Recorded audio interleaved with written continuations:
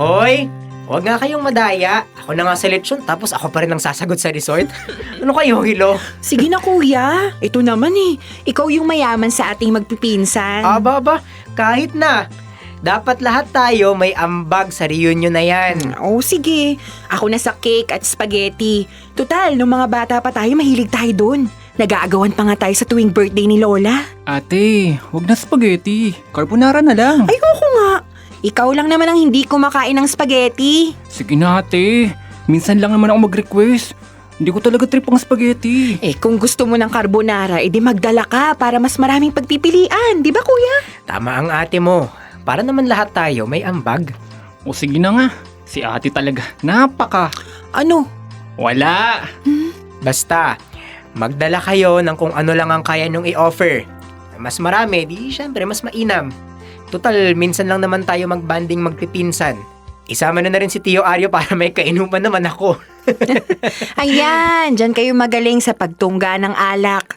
Kaya kayo palaging nabubungangaan ni Lola sa ingay nyo nila Tio Aryo Ngayon na lang naman ako makakainom ulit. Ito naman. Sa bagay. Uy, sali ako dyan ah.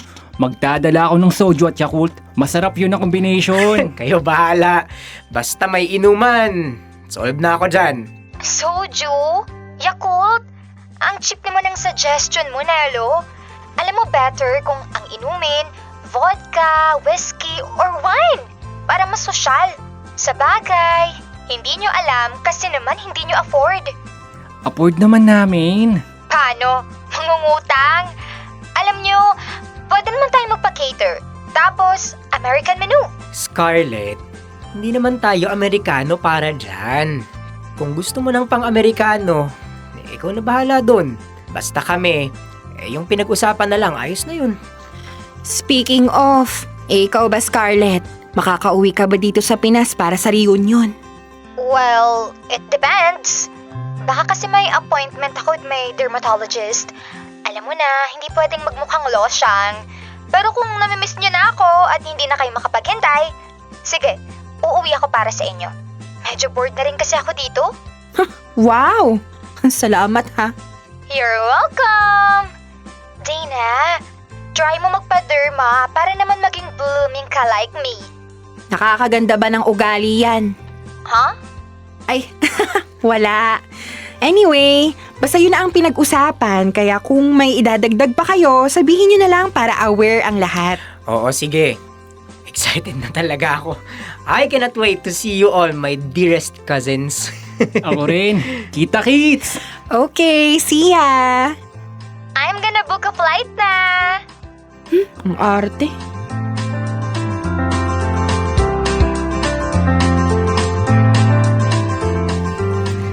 Dear love, sa video call pa lang ramdam na namin ang pagiging feeling entitled at demanding ni Scarlett. Gusto niya ng ganito, na maghanda ng ganyan, na kumuha ng ganun. Kahit simpleng tanong at utos, ang dami niyang explanation. Noon pa man ganyan na siya. Lumala lang nang napunta siya sa US. Kaya nga kaming magkapatid ay ilag sa kanya. Hanggang sa dumating na ang pinakahihintay na reunion. Ang lahat ay may dala na kanya-kanyang contribution na pagkain. Maagang dumating ang lahat para mag-asikaso. Maliban sa kanya.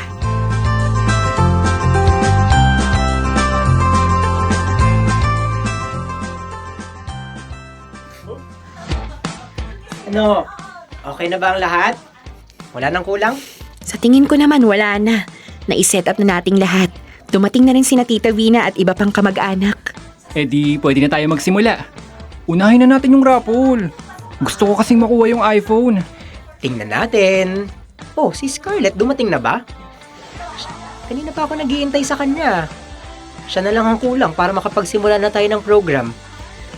Akala ko ba dumating na? Wala pa ate. Anong oras na nga? Nadali na tayo. Ano ba naman yan? Ang usapan, maagang darating ang lahat ng magpipinsan para mag-ayos. Pero siya, tapos na ang lahat. Wala pa rin. Hintayin na lang natin. Pero kuya, 1 oras na siyang late. Kinulang na nga tayo ng tao na mag-aayos nang dahil sa kanya. Intindihin na lang natin. Parang hindi na naman kabisado. Oh, speaking of, ayan na pala siya.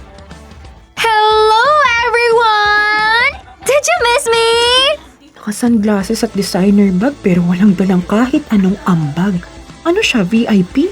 Sinabi mo pa ate. Sorry guys, ngayon lang ako dumating. Nagpa-makeup pa kasi ako. Alam nyo na, pinaghandaan ko talaga to. Eh anong dala mo? Myself! Ano pa ba ina-expect nyo? Ano? Ikaw tong ang daming demand pero sarili mo lang ang dala mo. May pakitirin ka pang sinabi. Ano ka ba naman, Dana? Pagka-land ng flight, dumiretso na ako sa salon. Wala na akong time na mag-asikaso ng mga sinasabi mo. Ang mahalaga, nandito na ako. The star of the event! Hindi niyo ba ako na-miss? Diba, nag-usap na tayo ng mga dadalhin? Hindi ka ba nagbabasa? Oo nga. Pero kaya niyo na naman gawin yun. Isipin niyo na lang na bisita ako. Sabi ko nga, pumunta ka na doon. Dahil ikaw na lang ang hinihintay. Panauhing pandangal. Okay, let's go!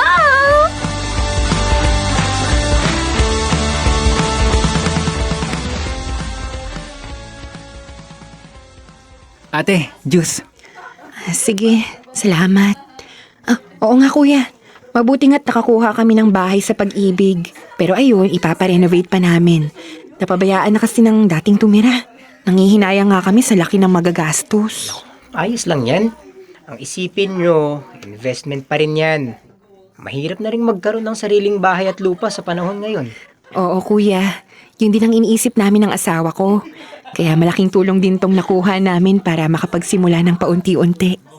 Pero kung... Speaking of bahay, yung tinitirhan ko kasi sa US, hindi niyo na itatanong, siguro 5 times ang laki nun sa bahay niyo, Dana. Pero mag-isa lang naman akong nakatira. Ganun ba? Eh di, good for you. Oo, mahal din ang kuha ko doon. Magkano nga ulit yung sa inyo? 150,000 yung down payment namin. Tapos may monthly amortization na 8,000 for 25 years. Pwede na. Kasi sa US, nag-down ako ng 50,000. US dollars yun ah. Tapos, yung monthly amortization ko and insurance about 5,000 per month din yun. Kayo na mag-convert sa peso. But good thing, di ba? Na-afford ko yun. Oo. Huwag na nating i-convert, mahal nga. Pero kasi dollars din ang kita mo, kaya dollars din ang gastos mo. Kuya, gumagandang katawan mo ah. Nagji-gym ka ba? Oo. Uy! Nag-gym din ako sa US. Don't you notice? Look at my body. Di ba? I'm sexy, fit, healthy, and glowing! Scarlett, Yes? siguro hayaan muna natin silang mag-usap. Lalaki sa lalaki. Medyo nasasapawan mo na kasi sila. Naku, hindi yan. Belong naman ako sa usapan, di ba mga Kaz? Oo. I told you. Sige. Okay, magsisimula na tayo sa ating bunutan. Ready na ba ang lahat?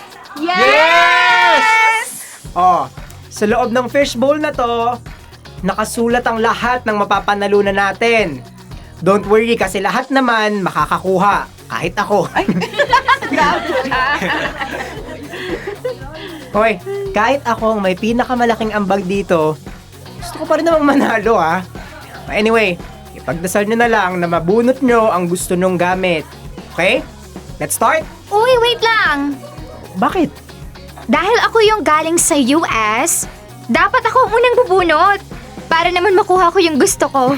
Scarlett, kasi marami pa tayo. Ayos lang yun, kuya. Wala naman silang tutol. Ipagkakait mo pa ba sa akin to? Excuse me lang, Scarlett. Siguro hayaan na muna natin sina Tita Vita, yung mga senior na muna. Sabi mo nga, galing ka sa US. Eh di, magpaubaya ka naman sa kanila. I just wanna go ahead. Kasi gusto ko na mag-swim. Sige, hayaan na natin. Paunahin na natin si Scarlett. Thank you! Ano kaya itong nabunot ko? Let's see. Wow! iPhone! Oy, congrats! I'm so lucky talaga sa ganito. Tumabi kasi kayo sa akin para naman mahawaan kayo ng swerte, di ba? I love it!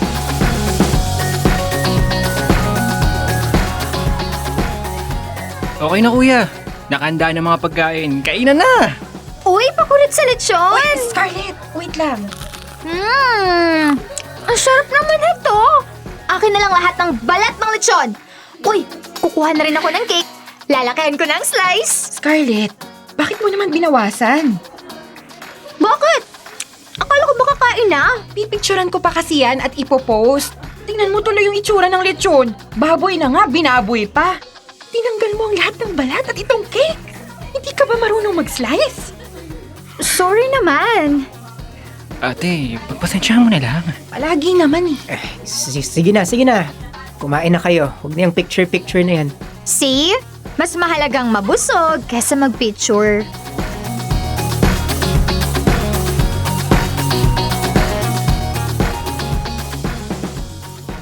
O, hali kayo rito. Magpa-family picture tayo. Kuya, tabi tayo ah. Oo naman. Guys, tara na. Para makauwi na rin tayo ng maaga. Uy! Hintayin niyo ako! Sa gitna ako! Oh, sa gitna talaga? Oh, bawal ba? Ako ang galing sa US, so dapat special. O teka, anong gagawin mo sa upuan? Nakatayo ang lahat. Ilalagay sa gitna. Tapos, kayo sa likod ko. Panauhing pandangal. Remember? O sige na, bahala ka. Nelo, pigilan mo ako. Sasabunutan ko na yan. Ate, please, hayaan mo na. Dito ka na lang sa tabi ko. Matatapos na rin ang araw na to. Everybody say cheers!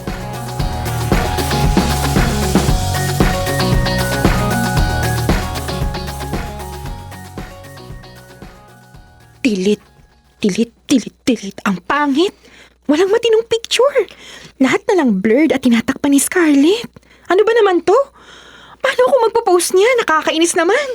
Ate, ang aga-agang init ng ulo mo. Ano bang problema? Eh, si Scarlett.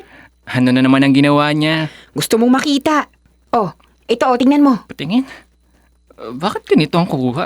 Oh, di ba? Kulang na lang itutok ni Scarlett yung buong mukha niya sa camera. Siya na lang ang nakikita. Nasa gitna na nga, nagpapapansin pa. Bida-bida. Nakapag-US lang, akala mo kung sino na. Kailan ba alis yung bruha na yan? Ate, hindi ka ba na-inform? Tungkol saan? 1 week ago, pagkatapos ng reunion, may pumutok na balita. Usapan nga yun nila tita. Anong tinutukoy mo? Ate, hindi na raw makakabalik pa si Scarlett sa US.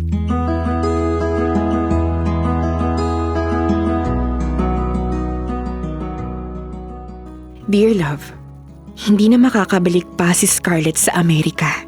Hindi dahil ayaw niya, kundi dahil natanggal na siya. Terminated. Wala na siyang babalikan. Yung bahay na ipinagyayabang niya noon, apartment lang pala. Maliit, inuupahan lang. At yung reunion na tila masayang pagbabalik, isa lang pala yung paraan para makapagtago. Lahat ng ipinagyabang niya, kasinungalingan. Mga kwento niyang binuo para tabunan ng totoo. Na unti-unti siyang nilamon ng sariling kayabangan. Ngayon, gusto niyang ibenta ang gamit niya sa akin. Para daw makapagsimula. Pero tinanggihan ko, hindi dahil wala akong pera, kundi dahil naaalala ko yung ugali niya noon. Puno ng yabang, paninira, panlilin lang. Tunay nga, walang permanente sa buhay. Ano man ang taas mo ngayon, pwedeng baliktarin ang mundo bukas. Kaya sa bawat hakbang pataas, huwag kalimutang magpakumbaba. Ang buhay ay parang gulong. Huwag kang maging mayabang sa itaas at huwag mawalan ng pag-asa sa ibaba.